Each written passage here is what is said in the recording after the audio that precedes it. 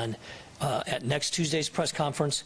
And then also in conjunction with the game next weekend, the 2002 Iowa football team is having a reunion, and so we're trying to put something together to make some players available next Friday afternoon, say 4 o'clock or something like that, if that would be useful. We can talk about that next week, but probably next Friday afternoon, try to get some of those guys to be available for a little bit. With that, we'll get to Coach.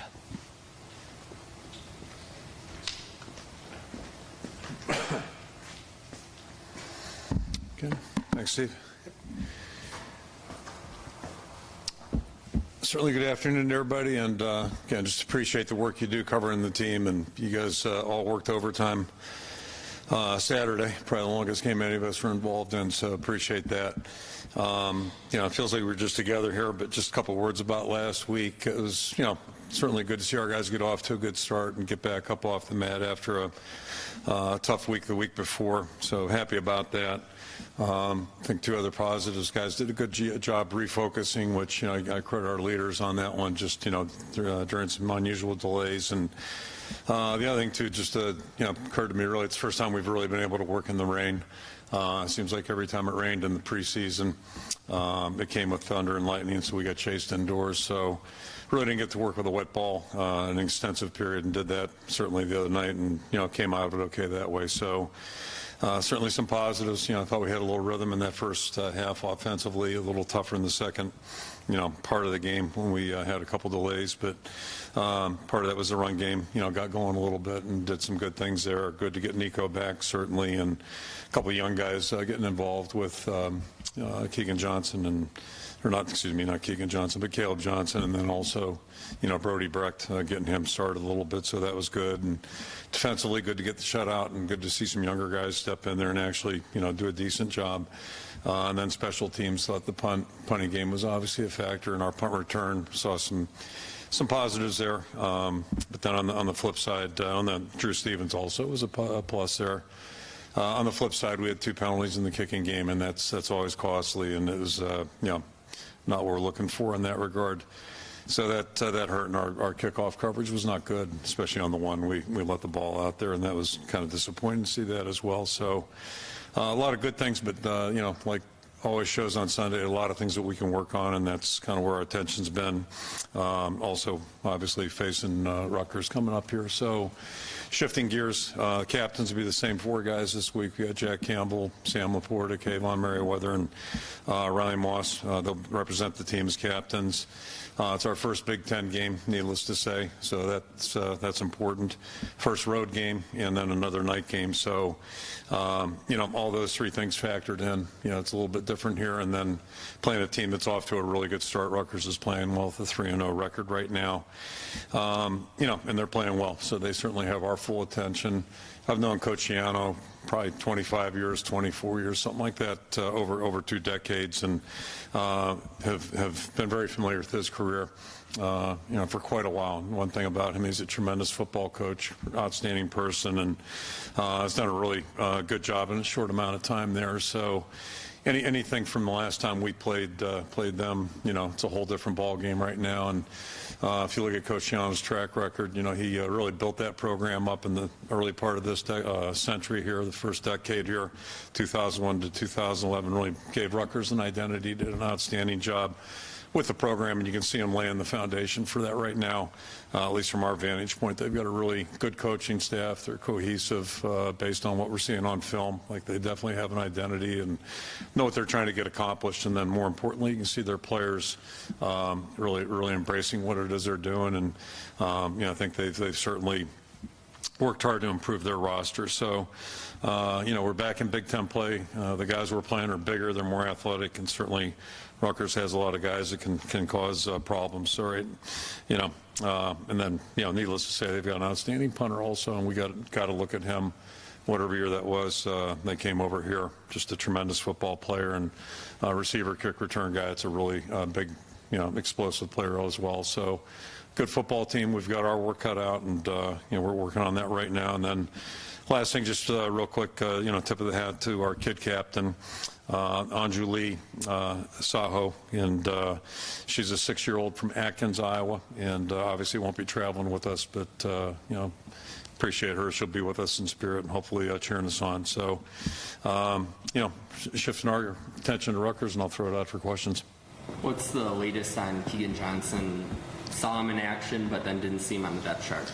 Yeah, he pulled out somewhere, you know, in the mid-30s the other night, and I can't even tell you what point of the game that was. It was like 34th, 5th play, but you know, it's a nagging injury, and you know, there's really nothing to say right now. We'll take it day at a time. So is he available for Saturday? I don't think so. He hasn't practiced yet this week, so we'll see. You know, it's just day to day. When you look at, as you mentioned, Greg Schiano's record, toughness, physicality seems to be traits and hallmarks of his program, kind of like yours. Is that something that you illustrate to your team, or is it something that they just discover on their own on tape? Yeah, they see it as soon as we start turning our attention to our opponent, which was yesterday, and yeah, just you watch film on them. I don't want to say they're the same as us, but there's a lot of parallels, I think, in terms of they've got a system defensively and offensively they believe in, and it's, you know, they got big physical guys that are athletic and play hard, and they don't do dumb things. You know, they make you earn anything you get, and that's what good teams do, and that's why he's been successful for, you know, quite a while. And you know, to me, it was a very logical pick when they selected him to come back, and fortunately for them, he was interested and available because he's, you know, he knows the state, he's from the state, but he also is an excellent football coach, and he's got a staff that looks, you know, just an outsider looking, it looks like they're all on the same page. Brody Brecht had extensive action, obviously the first of his career. I know there was some misses there, but also did you see some good things, and kind of what kind of growth do you see possible, which it sounds like... First good thing, not to, you know, oversimplify it, he was out there playing and competing, so that was good, and I thought he worked really hard, and there's some things there, just like a lot of our players, I think, that are young, you know, they got an opportunity to really grow here, not only this week, but the next couple of weeks, if we can keep them on the field and keep them practicing and getting better. And he made a catch today in practice. It was kind of like one that he missed, I don't want to say missed, but missed out on the other day. And to me, that's just the experience. I mean, he's really been in our program probably all of about 6-7 weeks. I haven't kept day-by-day track, but I'm guesstimate maybe 6-7 weeks on the practice field. That's not enough to really play at a high level for most players. You know, and he's got a great attitude, good ability, and we're really excited to have him back. Coach, you're a 33rd Big Ten opener of your career, counting your assistant days. When you came here from Pittsburgh, what was your impression of the Big Ten? Do you remember, and how has that changed? Yeah, I mean, I don't mean that laughing in a disrespectful way. I just, you know, Pittsburghers are kind of provincial in their thinking, and you know, the only thing I knew about the Big Ten was Ohio State and Michigan, and quite frankly, I wasn't all that interested in that game, and I can't tell you why, but, you know, just kind of small world thinker, I guess. Maybe I haven't changed a lot in however many years that's been now, but, yeah, I didn't really, you know, Big Ten didn't mean much to me. It was more about Pitt, Penn State, West Virginia, back in those days. You know, it was really Pitt and Penn State, quite frankly. By the time I got out of high school until I was at Pitt, those were the two teams in the East. So this was all new to me, and it was a blur too. I don't mind telling you. So when you were here and you beat Ohio State and Michigan, did it mean a little more than what you did? Yeah, definitely. I mean, I figured it out real quick. You know, a lot of things I figured out real fast. Most of them by bad experiences. Iowa State we lost to. Minnesota lost a trophy game there. So those are some memories that kind of stick with you. But yeah, I figured it out real quick that being in a conference, which Pitt was not, you know, I think there's a huge advantage to being in conference play. It makes everything so much more different. You know, it's just more intense, I guess. So yeah, you figure it out real quickly. When you look at the passing game the other day, I mean, Spencer looked like he was throwing the ball with a lot of confidence, and the receivers looked like they were still a little rusty, I guess, and maybe the way they were attacking the ball versus what they'll probably do in 5 weeks from now or something like that. How does that chemistry grow, and is it just day by day? Can you see the improvements, I guess? Yeah, you hope to, and we feel like we are. We felt like we saw some of that last week, but it's, it sounds so basic, but it's so true. Guys have to be on the field and they've got to be working together, and it's probably true in every sport. I don't know many other sports, but, we're not independent contractors in football. You got to be out there getting the timing down, getting the work done. And from my experience, that's the only way you really improve. And certainly if you're talking about a passing game where there are a lot of variables and key components involved. Not that I'm not a fan of 7-on-7, but I'm not. I mean, it bores me to watch it, and it's not real football because there's so many things that happen when you have pressure on a quarterback, those types of things. So, that's how you learn how to play. And the biggest thing last week was having some other bodies out on the field helping, just supplementing what we already had. And I think if we can just keep that going in that direction, that trend, that's going to help guys like Arlen Bruce, who's been, shouldering a big load, and Sam Laporta. Those guys will, I think, be better players when we get a little bit more support around them, a little bit more experience. And certainly, help Spencer, too.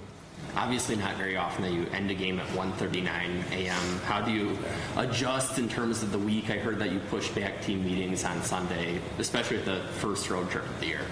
Yeah, I mean, we'll probably have to do the same thing next Sunday, too, because of that's a debate how far to do it. But, you just adjust as the circumstances present themselves. And, it seemed like the logical thing to do on Sunday. And then, you make up for it during the course of the week. We try to get caught up. And I think we're pretty much where we need to be right now. But yesterday we were a little bit behind.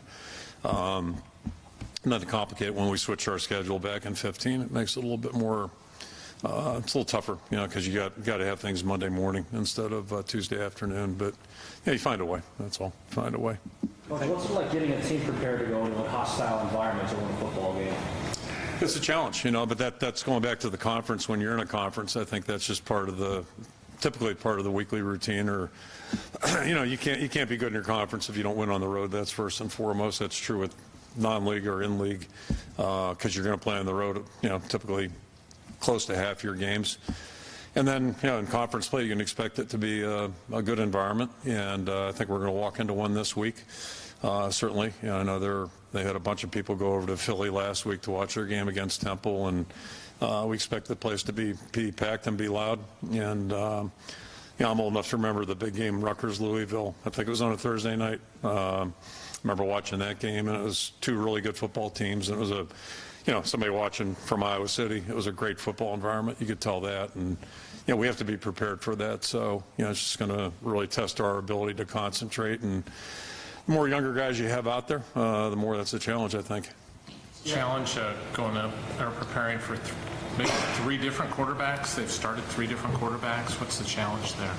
Yeah, you're just never quite sure what you're going to get, and I don't think, sounds like they're not sure either. So I guess there's good news. We've seen all three quarterbacks on film, so we've got that ability to at least know what to expect a little bit. But you just never know. So we'll just have to try to be ready and adjust as we go.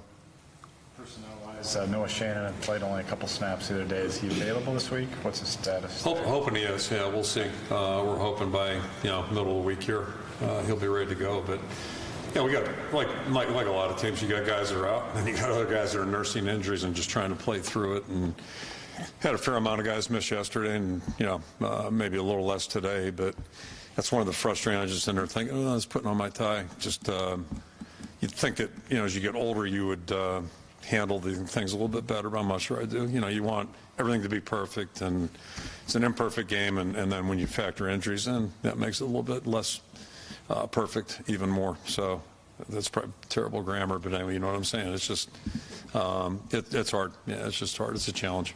There's a picture of Brian Ray, a great picture during the first delay in the locker room. All the offensive linemen still had their helmets on. Coach Barnett had a chalkboard. Is that kind of a situation? No idle time. We got to run on the fly here. Yeah, I mean that group's a little young, so yeah, there's a lot going on there. So yeah, it was a chance maybe for an extra session, but yeah, it's funny we were talking about how long the delays were. So you just kind of. But it's really strange. It was really a strange thing. There's a reason I guess we have a clock on at halftime, and glad of it. But 20 minutes seems like an eternity sometimes. And then yeah, it was just a weird deal. But having still a couple minutes and learn something, that's a good deal. How do you evaluate the offensive line here through 3 weeks? I think we're gaining ground, but we're not there. I mean, there's still a lot of little things that we can do a lot better, and that's, again, gets back to experience. And alluded to it last week that we had some, guys that have been playing a lot that have missed a lot of significant time, and that's one, that isn't my background. It's really hard. It's hard for players that are veteran guys to miss time. So when you get guys that are a little bit younger in their development, it's a little bit of a strain. So I think we're chasing the clock there. I think we're gaining ground. We made up the last 2 weeks. I think we've gained ground, but there's still a lot of loose ends that we can get tied up, and that's a challenge for our guys. If we can just keep closing the gap, I'm encouraged because I think there's potential to be pretty good, but we're not there yet. Do you have a routine for what you tell the guys, especially the younger guys, first time doing a trip on a plane, first road trip in general, first time in an opposing Big Ten environment? Yeah, definitely, and it's really pretty simple, and it's whether it's home or away, because we leave on Friday regardless. We leave campus, so you want them to relax, you want them to be at ease, you don't want them to be playing the game, especially the night game. You don't want to play the game during the day, but also they have to understand and find a way in their own, whatever works for them, how to stay focused on what they're trying to get done and keep the big picture in mind. So everybody's got a little different way of doing things, and just historically for me, as the week goes on, I tend to try to give the players more space and keep my, utter my syllables a little bit less, and just, let them kind of do the work. But that mature guys understand a little bit better how to do things, and they maybe understand hostile environments a little bit better. There's only one way to learn. It's like swimming. You got to get in the water and go. So some of those guys will be figuring it out on Saturday, and hopefully the older guys, just like the other night, I think the older guys, just help keep things steady, even though it's kind of a crazy situation you can't prepare for. You've got 4 guys on your team from Xavier High School in Cedar Rapids. Is there a commonality of players who come out of that school?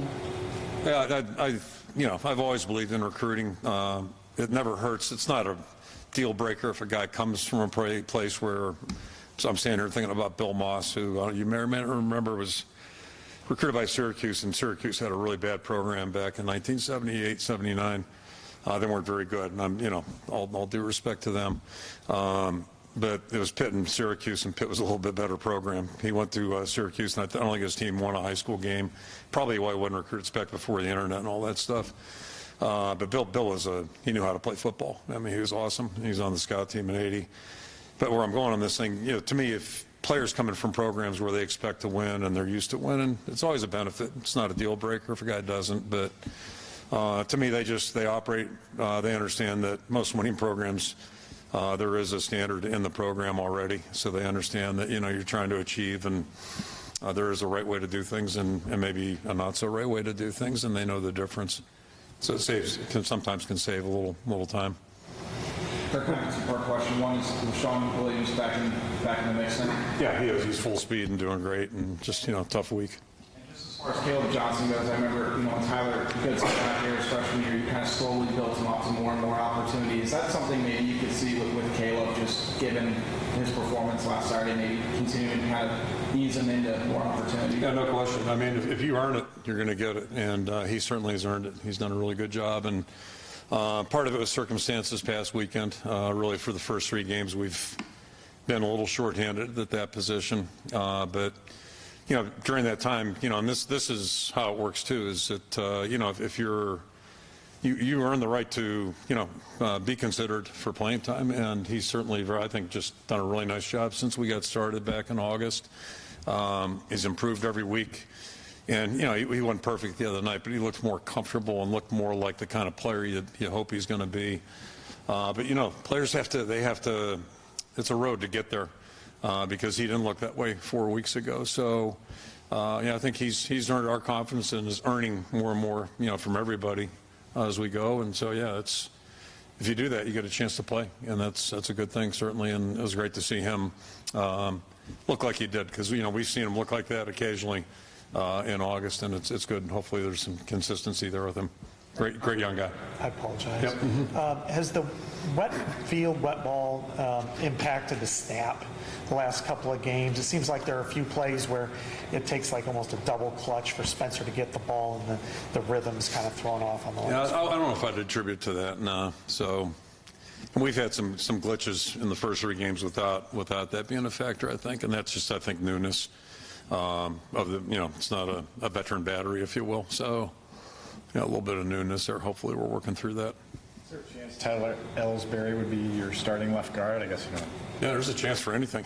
I mean, yeah, hell yeah. He's in the discussion. We're not. Yeah, definitely. He's in the discussion. He's both center and guard right now. Yeah, so it's open competition right now. I think a couple guys are pulling away a little bit, but it's open competition. We're just trying to get that right mix in there. Yeah. Was he like shuffled back, like at the back of camp? Because we saw on Kids Day he was a starter, and then all of a sudden. Yeah, but we're always, like, every day is a little different, I guess. Some things have been pretty consistent. Richmond's pretty much, if he's been healthy, left tackle, and we've been using a lot of different combinations. We're like you guys. We're trying to find the right combo. Yep. How have you seen Logan Lee grow as a leader? Oh, I mean, it's two-part. I mean, he came here like a 30-year-old, and he's still that way. I mean, he's matured beyond his years. He's just one of those guys. But he's also growing now as a football player, and he, talking about injuries, he really went through his share of them early in his career. His effort has always been outstanding, but the injuries that take him off the field where he couldn't play football, practice football, it just, you can't grow and develop. It doesn't. For some guys, things just happen real quickly, but that's usually it's through repetition. And I think that impeded his progress, slowed it down, but he's starting to catch on now. And, it really started last year. I thought he started to do that climb. He's got a great attitude, great skill. I mean, everything about him you love. And, now he's starting to play at a little better tempo and speed. So, and then so what my point there is, like, he's a respected player, and then also he's a tremendous human being, and I think guys look to him. And the biggest thing is he just gives great effort. He's been doing that since he's gotten here, whether it's out of season program or football. It appears the rule regarding cut blocking, a lot of the ambiguity was taken off. I know it's a sore spot for you. It's very narrow now. How difficult or challenging is it, I guess, when you run an outside slant to incorporate that, and what's the timing that has to take place? So if you hang around, a couple observations. If you hang around by next year or the year after, there won't be any cut blocking. It's a movement right now. I promise you, it's a movement. So that's where this thing's going, unfortunately. It's really critical. I was going to say I've seen 2 of them on film now, and part of the problem with the rule is hard, I think, to officiate the way it is right now. Wagner got called for a chop block. I can't just, it'd take me 5 minutes to describe it. I don't blame the official because of the way the rule is, but he didn't see the whole thing. It was a bad call, but because it just, the rule screwed it up, and it's a whole different discussion. Then I saw one a week ago against Nevada's opponent, got called for one. And then, interestingly enough, I was watching a highlight last night maybe or something like that, I don't know, but I saw a guy do something in a pro game that I didn't think you could do. So anyway, and they didn't get called, and they call everything in the pros. But yeah, what the hell is the question? So anyway, yeah, it's hard to run slants. It's a movement to, again, eliminate the run game because everybody wants to see passes. That's my theory. Well, when you look at what your backside blocking has to do on that particular play, a lot of times your tackle's trying to go for the 3 technique, and how do you make that work without getting called? Well, I'm getting ready to get in a rules discussion. What other stupid thing just happened that made me think of something? But anyway, you still can do that. That's the only thing left. And that makes sense, except the tight end can't do it, coming to the inside, which is stupid because the box is the box. Like, it's really a geographical area, and they could make it so simple and so clean by just saying that. But that would take common sense, and, common sense ain't so common anymore. And then the other thing, I fully, now we're totally on a tangent here. basically on defense, you can just turn and run. And I don't think it's playing defense. Like, guys that can't play blocks, low blocks, can't play defense, in my opinion. Like, they should be playing something else. They can't play defense. Or you teach them how to play a low block, which used to be part of coaching football. But so anyway, yeah, I'm really on a tangent. And I'd love to see the data that they, keep pointing to. On the flip side, This has nothing to do with Rutgers, so now we're really off the rails. It's bad. well, there was a prominent player he was from Oregon, plays for the Giants, who got hurt in training camp. I didn't see the play.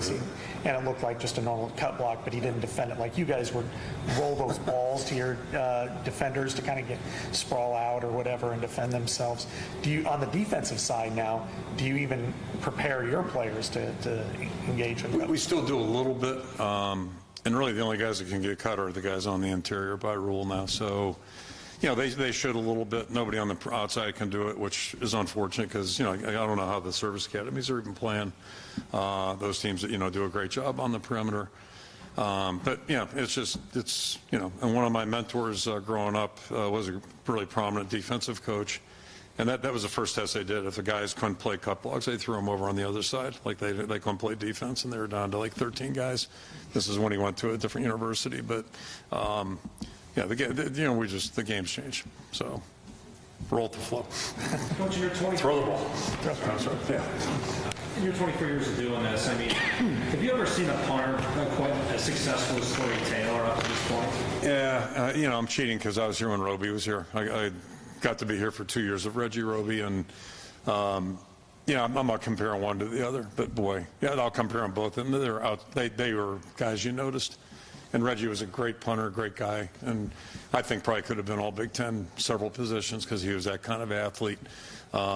In all fairness to Torrey, like he grew up playing football, basketball. He was just a multi-sport athlete and a great human being.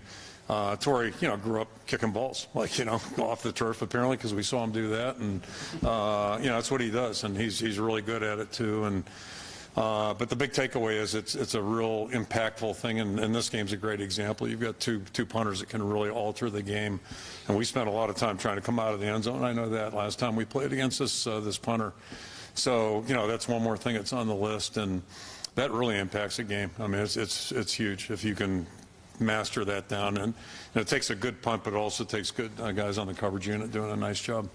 Yes. Rutgers offense, they've had a quarterback here, so the one thing they have been able to do effectively is run the ball. What sticks out to you about how they've been able to be so effective in the first few games? Yeah, I mentioned Coach Young doing a great job building that program. They clearly had a plan, and they've brought some new bodies in on the offense. That up front, they're veteran up there. They got big guys, and they're good, and so they just outsider looking at it, looks like they had a plan of building that thing. So they've done a good job with their line, good tight ends, and they've got a couple backs that can run the ball very effectively, actually 3 of them. So, it's something they do and they're going to do, and, we're going to have to stop that to have a chance. How excited does LeVar seem when it's a special teams battle like this? Well, that's the way we play. It's always big. So it's a really critical thing, and he's done a great job, coordinating all the groups, and it's been a plus for us. Like I said, the only biggest thing the other night were the 2 penalties, and they hurt you. And it's like walking a guy in the 9th inning in baseball typically bites you, and those were disappointing. And I think on the kick coverage, I don't know if we just were assuming it wasn't coming up because they didn't seem interested in bringing it back, or when he dropped the ball. Somehow we didn't look very good, and that ball came out pretty quick, and that we can't have that either because, again, you're talking about field position. A couple of players, just kind of housekeeping. Is Jacobs available? Diaz-Fernandez, I don't think I saw him the other day. And then somebody I haven't seen all year is Josh Volk. Where do they kind of stand with those? So first 2 guys have a shot, I think, to be back. We'll see. Diaz-Fernandez, I think, he practiced today, and we're hoping Justin does tomorrow. It's been, again, a soft tissue, so it's hard to predict. And then Volk's been in and out, but we'll see, see where he's at. He's not in the too deep right now, though. Right. So, you won't see him this weekend. He'd been in there before, like last year, a couple of times, so just kind of curious. All right. Okay, thank you. Thank you. Okay, see you guys. Yep.